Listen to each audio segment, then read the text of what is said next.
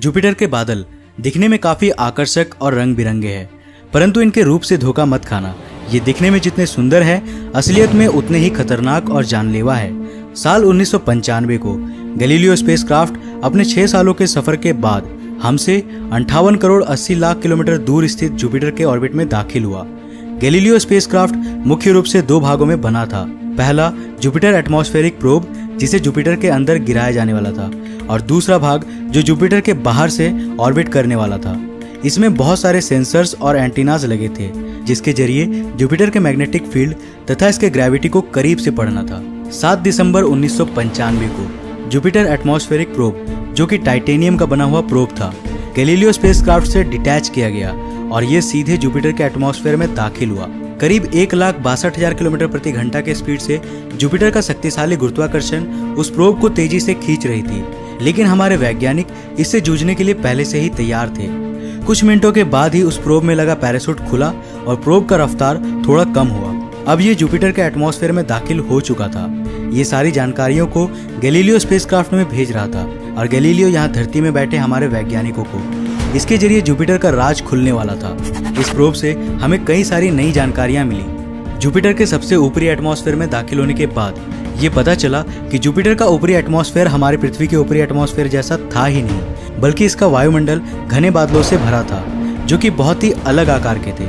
Jupiter का atmosphere एक घने धुएं के चैम्बर जैसा है। यहाँ के बादल केवल देखने में ही अजीब नहीं है, बल्कि ये वाकई में अजीब है। जुपिटर के बादल केवल एक ही सब्सटेंस के नहीं बने हैं, बल्कि ये अलग अलग पदार्थों से मिलकर बने हैं। अमोनिया, हाइड्रोजन सल्फाइड और उसी के साथ H2O। जी हाँ, जुपिटर के आसमान में भी पानी के बादल मौजूद है और बेशक इन बादलों से पानी की बरसात भी होती है, परंतु आखिर ये पानी जाता कहाँ है? क्या जुपिटर के सतह पर पानी के ओशियंस है? इसका पता हमें और गहराई में जाने पर मिलेगा। जैसे जैसे हम और गहराई में जाते हैं, वैसे वैसे तापमान में बढ़ोतरी होती है।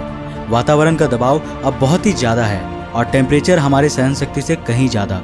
लेकिन थोड़े गहराई में जाते ही ऊपरी बादल खत्म हो जाते हैं और फिर आता है साफ खाली आसमान, जहां लगातार बारिश होती है, और ये दृश्य वाकई में काफी अद्भुत है। अगर आप जुपिटर के ऊपरी एटमॉस्फेयर को बाहर से देखोगे तो आपको लगातार चलती हुई तूफानी बादल दिखेंगे। ये ऊपरी बादल अमोनिया से बनी है, जो जुपिटर के इक्वेटर के समानांतर अलग अलग जोनल बैंड्स के रूप में लगातार अल्टरनेट डायरेक्शन में बह रही है। इन तूफानी बादलों को जेट्स कहा जाता है। ये बैंड्स अल्टरनेट कलर के हैं। गहरे रंग के बैंड्स को बेल्ट्स कहा जाता है और हल्के रंग के बैंड्स को जोन्स कहते हैं। तो हम जुपिटर के अंदर थे। जुपिटर का ऊपरी एटमॉस्फेयर खत्म होने के बाद नीचे आपको केवल जलवाष्प यानी वाटर वेपर मिलेंगे, जो लगातार ऊपर की ओर जारी है। परंतु ऐसा क्यों? दरअसल जुपिटर के गहराई में टेम्परेचर और प्रेशर लगातार बढ़ता है। जितनी गहराई उतनी ही अधिक गर्मी। ये तापमान इतनी अधिक है कि बारिश की पानी की बूंदें नीचे तक जा ही नहीं पाती। यह आसमान में ही गर्म होकर भाप में बदल जाता है। इसलिए जुपिटर के सतह में ओशियंस नहीं हो सकता था। लेकिन जुपिटर एटमॉस्फेरिक प्रोब ज्यादा गहराई तक नहीं जा पाया। करीब 156 किलोमीटर गहराई तक जाने के बाद भी इसे कोई सॉलिड सरफेस नहीं मिला, और यहाँ तक पहुँचने के बाद हमारा प्रोब भी हमारे कंट्रोल से बाहर हो गया। सिग्नल्स बंद होने के करीब 58 मिनट्स बाद गहराई में तापमान इतना ज्यादा हो गया कि इससे उस प्रोब के पार्ट्स ही मेल्ट होने लगे, और फिर जुपिटर एटमॉस्फेरिक प्रोब भी जुपिटर के बादलों का हिस्सा बन गया। बेशक हम ज्यादा गहराई तक नहीं जा पाए थे, लेकिन इस प्रोब के जरिए हमें पता चला कि जुपिटर में चलने वाले तूफान तथा इसके एटमॉस्फेयर का टर्ब्यूलेंस वैज्ञानिकों के अनुमान से कहीं ज्यादा थी।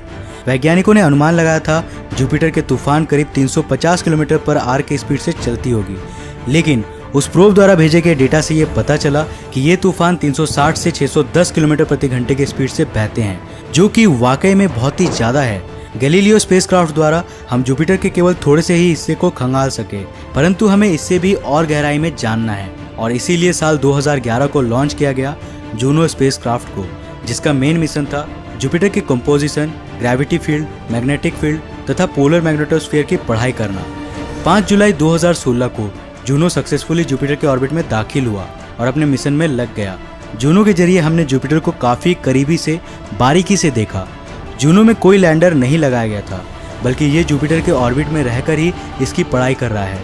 जूनो के द्वारा भेजे गए डेटा ने वैज्ञानिकों के डाउट्स को काफी हद तक हल किया, और हमें ये पता चला कि जुपिटर का असल में कोई सॉलिड सरफेस है ही नहीं, लेकिन ये अंदर से खोखला भी नहीं है। दरअसल इसके गहराई में एटमॉस्फेयर के खत्म होते ही सीधे एक लिक्विड कोर की शुरुआत होती है। जुपिटर के लिक्विड कोर का तापमान करीब 9700 डिग्री सेल्सियस है और यहाँ का प्रेशर इतना अधिक है कि हाइड्रोजन के एटम्स नॉर्मल से हटकर एक खास अवस्था में बदल जाता है, जिसे हम कहते हैं मेटालिक हाइड्रोजन। हाइड्रोजन का यह फेज एक इलेक्ट्रिकल कंडक्टर की तरह बिहेव करता है और जुपिटर का यही मेटालिक हाइड्रोजन कोर जुपिटर के मैग्नेटोस्फीयर का वजह है। जुपिटर के तेज घूर्णन की वजह से इस पर कभी सॉलिड सरफेस नहीं बन पाया, परंतु वैज्ञानिक ये मानते हैं कि जुपिटर के मेटालिक हाइड्रोजन कोर के नीचे यानी जुपिटर के सेंटर में रॉक एंड आइस कोर है, जहां का तापमान अविश्वसनीय रूप से करीब 35,700 डिग्री सेल्सियस है।